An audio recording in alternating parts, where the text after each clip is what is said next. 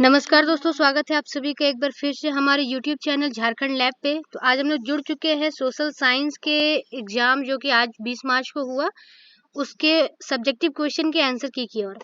तो चलिए देखते हैं कि किस टाइप का क्वेश्चन रहा और क्या उनका आंसर हो पाया। हालांकि बच्चों के रिव्यू से यही पता चल रहा है, बच्चे जैसा कि बता रहे हैं कि क्वेश्चन जो है, जो बुक पब्लिश किया गया था, मतलब क्वेश्चन बैंक टाइप के एक जो वर्मा आया था वो, और जैक का जो सेट था वो, तो उससे बहुत ही कम क्वेश्चन टच हो पाया है। बहुत सारे क्वेश्चन ऐसे थे जो उनके लिए नया था। तो चलिए देखते हैं, सभी का आंसर की जानने का कोशिश करते हैं और आप इससे पता करिए कि कितना आपने क्वेश्चन सही किया है और फिर नेक्स्ट एग्जाम की तैयारी करिए। तो देखिए पहला क्वेश्चन क्या कहता है, 19वीं सदी के दौरान कौन सी ताकत बनकर उभरा है जिसने यूरोप के राजनीतिक और मानसिक जगत में भारी परिवर्तन ला दिया। मतलब 19वीं सदी के दौरान कौन सा ऐसा ताकत आया, तो कौन सा ताकत आया था? राष्ट्रवाद। ठीक है, कल राष्ट्रवाद से रिलेटेड एक क्वेश्चन मैंने करवाया था। आगे बढ़ते हैं, फ्रांस में प्रथम विद्रोह कब हुआ था? तो फ्रांस का प्रथम विद्रोह जो है जुलाई 1830 में हुआ था। अगला है 1804 की नागरिक संहिता, जिसे आमतौर पर नेपोलियन की संहिता के नाम से भी जाना जाता है, उसने फ्रांस में सुधार के लिए क्या कदम उठाया? तो ये देखिए सब्जेक्टिव क्वेश्चन को ऑब्जेक्टिव बनाने का कोशिश किया गया है।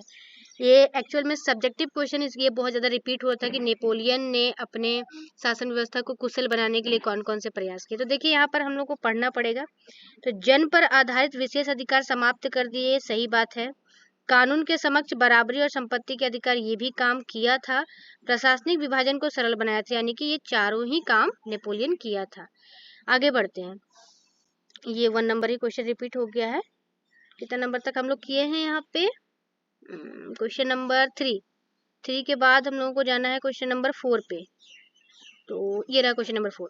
इसमें बोल रहा 1917 में गांधी जी ने खेड़ा जिले के किसानों की मदद के लिए सत्याग्रह का आयोजन किया। ठीक है, अब ये है खेड़ा भारत के किस राज्य में? तो खेड़ा जो है वो भारत के गुजरात में है, यानी गुजरात से ही तो वो शुरू किए थे ना। साइमन कमीशन भारत क्यों आया था? नई शिक्षा व्यवस्था, देखिए ये पॉजिटिव चीज है। साइमन कमीशन ऐसा नारा लगाया गया था। तो यहाँ पर कॉमन सेंस से भी बच्चे जवाब दे सकते हैं।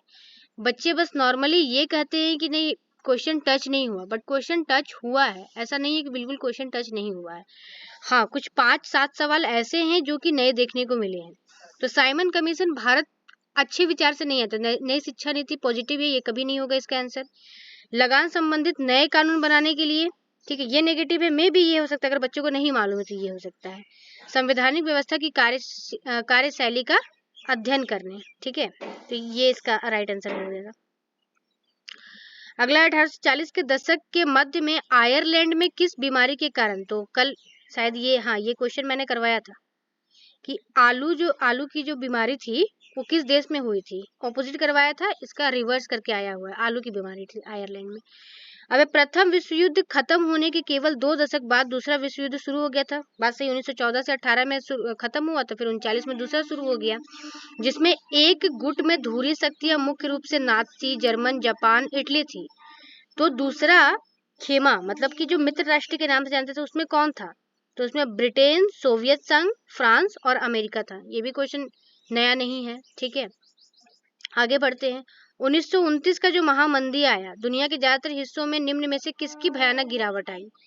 तो उत्पादन भी गिरा था, रोजगार, आय और व्यापार सभी में गिरावट आया था, ठीक है। आगे बढ़ते हैं 9 की तरफ, बुनकरों को कच्ची कपास की समस्या का क्यों सामना करना पड़ा? कपास की फसल के नष्ट हो जाने के कारण नहीं, स्थानीय बाजार सिकुड़ जाने के कारण होगा, ठीक है। स्थानीय बाजार सिकुड़ गए थे, जिस कारण से कच्चे माल उनको नहीं मिल रहे थे। आगे 19वीं शताब्दी के दौरान ब्रिटेन में सर्वाधिक गतिशील उद्योग कौन सा है? सबसे गतिशील उद्योग कपास और धातु। आगे बढ़ते हैं, मुद्रण तकनीक सबसे पहले कहाँ विकसित हुई? तो मुद्रण सबसे पहले कागज चीन में हुआ। निम्न जातीय आंदोलन के मराठी प्राण नेता कौन थे? ये पकड़िए कीवर्ड्स। गुलामगिरी किसने लिखा? तो ज्योतिबा फूले ने। नेक्स्ट आते हैं, समाप्यता के आधार पर संसाधनों को समाप्य यानी समाप्त हो सकता है, तो नवीकरणीय, अनवीकरणीय, 2 प्रकार का, ये भी पढ़ा हुआ क्वेश्चन है। संसाधनों के अंधाधुंध शोषण से किस प्रकार का वैश्वीकरण परिस्थिति होता है। तो अगर हम लोग पेड़ लगातार काटते हैं या संसाधन को लगातार बर्बाद करते हैं तो तापन बढ़ता है, ओजोन परत अपक्षय होता है, प्रदूषण होता है, इनमें से सभी। ये भी क्वेश्चन इजी है। वनों और वन्य जीवों के संरक्षण के लिए करना आवश्यक है। क्यों करना आवश्यक है? ताकि जीवन साध्य संसाधन ये सारा बनी रहे, जलवायु मिट्टी तो ऐसे भी बने रहेगा। बेहतर जनन के लिए जनन और वन का कोई संबंध नहीं है, सभी तो होगा नहीं, तो पहला नंबर ठीक है, करेक्ट है बिल्कुल। नेक्स्ट बात करते हैं वन और वन्य प्राणियों। वन और वन प्राणियों के रक्षण के लिए, मतलब कि जो जंगली जानवर है या पेड़ वगैरह, उसको सुरक्षित करने के लिए कौन से वन है? तो आरक्षित वन है, ठीक है।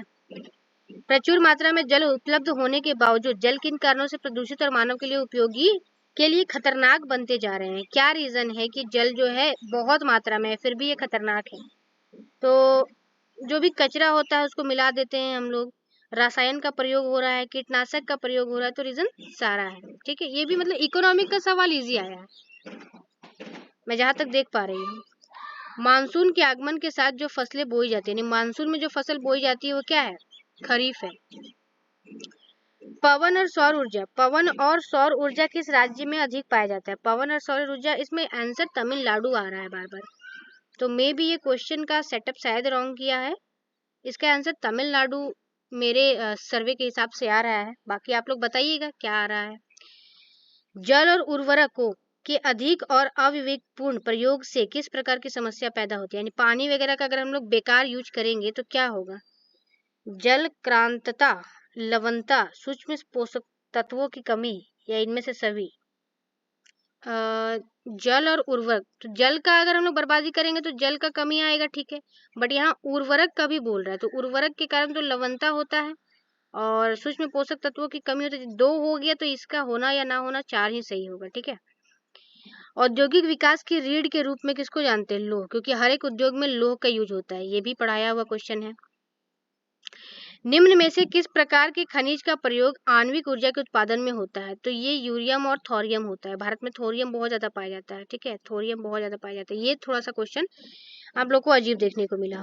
वायु प्रदूषण का कौन सा कारण वायु प्रदूषण में से किस पर अपना दुष्प्रभाव डालता है? यानी वायु प्रदूषण से क्या होगा? मानव का स्वास्थ्य बिगड़ेगा, पशु का स्वास्थ्य बिगड़ेगा, पौधा, यानी कि ऑल ओवर चारों आंसर हो जा रहा है। बेल्जियम में अल्पसंख्यक कौन था? तो डच था, ये भी पढ़ा हुआ क्वेश्चन है। जब 1956 में श्रीलंका में कानून बनाया गया तो उनमें किन किन बातों को जोड़ा गया? सिहली को राज्य भाषा घोषित किया गया था, सही बात है। सरकारी नौकरी में सिहली को प्राथमिकता दिया गया था, बौद्ध मत को संरक्षण और बढ़ावा दिया गया था, इनमें से सभी। अगला, निम्न में कौन कार्यपालिका और विधायिका द्वारा बनाए गए कानूनों पर अंकुश लगा सकता है? तो कार्यपालिका और विधायिका अगर कोई कानून बनाती है तो उस पर अंकुश लगाने का किसका अधिकार है? न्यायपालिका, ठीक है। पोखरण, जहां भारत ने 1998 में परमाणु परीक्षण किए, वह भारत किस राज्य में है? तो राजस्थान। पोखरण किस राज्य में है? आगे, सामाजिक विभाजन अधिकांशतः आधारित होते हैं किस पर? सामाजिक विभाजन मरने पर तो नहीं होगा, विवाह पर, शिक्षा पर, जन्म पर। आगे, सांप्रदायिक राजनीतिक इस सोच पर आधारित होती है कि धर्म ही सामाजिक समुदाय का निर्माण करता है। इस सामान्यता के अनुकूल सोचना क्या है? इसको हम लोग सांप्रदायिकता कहते हैं। अगला है, निम्न में से किस राज्य में शिशु मृत्यु दर सबसे कम है? शिशु मृत्यु दर सबसे कम है केरल में। निम्न में से किसे औसत आय कहते हैं? तो प्रति व्यक्ति आय को औसत आय कहते हैं, ये भी मैंने कल करवाया था। तो ठीक है, ऐसा नहीं, कल 80 क्वेश्चन करवाया था तो एक भी नहीं आया, क्वेश्चन तो आया है। मैंने कल भी कहा था कि एग्जैक्ट नहीं आने वाला, उस पर आधारित जरूर आएगा। तो मैंने ये भी कल क्लू दिया था कि हर एक टॉपिक से लिंक करके आप लोग पढ़िए। सार्वजनिक और निजी क्षेत्र किस आधार पर विभाजित होते हैं? तो स्वामित्व के आधार पर।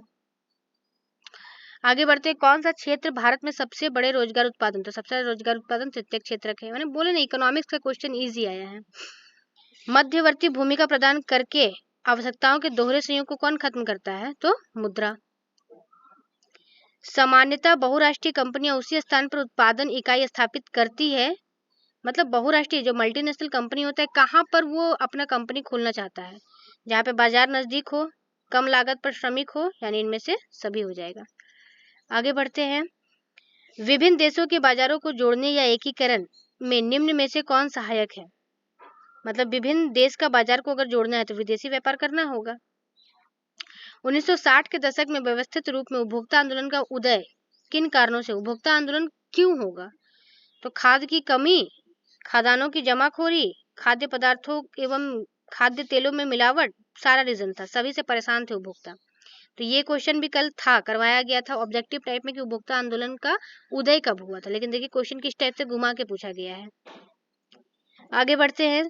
संविधान में संशोधन करके लोकतांत्रिक शासन व्यवस्था के तीसरे स्तर को किस प्रकार बनाया गया है? तो संशोधन किया गया तो शक्तिशाली और प्रभावी। देखिए आप प्रभावी बनाने के लिए संशोधन क्यों होगा, आप लोग देख सकते हो, आप प्रभावी बनाने के लिए संशोधन क्यों ही होगा, मतलब जैक बोर्ड आप लोग से चाह रहा है कि आप लोग थोड़ा अपना कॉमन सेंस का यूज करिए, रट्टा मार के मत दीजिए एग्जाम। अन्य जाति समूहों से भेदभाव और उन्हें अपने से अलग मानने की धारणा किस व्यवस्था पर आधारित है? तो वर्ण।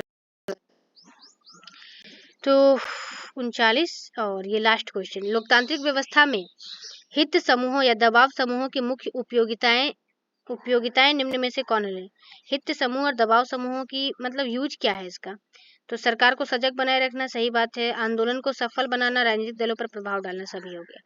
तो ये रहा आपका ऑल ओवर ओवरव्यू, ठीक है, कि क्या है इसका कहानी। और बहुत सारे बच्चे ये कह रहे हैं, मैंने बहुत सारे बच्चों से पूछा कि कैसा रहा एग्जाम उनका, तो सबका रिव्यू यही आया कि क्वेश्चन जो हमने पढ़ा वर्मा टुडे से, जैक सेट से, उसमें से अधिकतर क्वेश्चन ना के बराबर था, कुछ इक्का दुक्का सवाल ही उससे मिल पाए हैं। तो सारे बच्चों से यही कहना चाहूंगी कि थोड़ा सा कंसेप्ट को अपना स्ट्रांग बनाइए, केवल माइंड में ये मत सेट करके चलिए कि बस जो पढ़ के जा रहे हैं वही होगा। हर एक क्वेश्चन को आप लोग लिंक करना सीखिए, ठीक है, क्योंकि यहाँ देख पा रहे हैं हम कि सब्जेक्टिव क्वेश्चन से ऑब्जेक्टिव बनाने का कोशिश किया गया है, डायरेक्ट ऑब्जेक्टिव क्वेश्चन पूछने से बचा गया है। तो आप लोग इस पैटर्न को समझिए।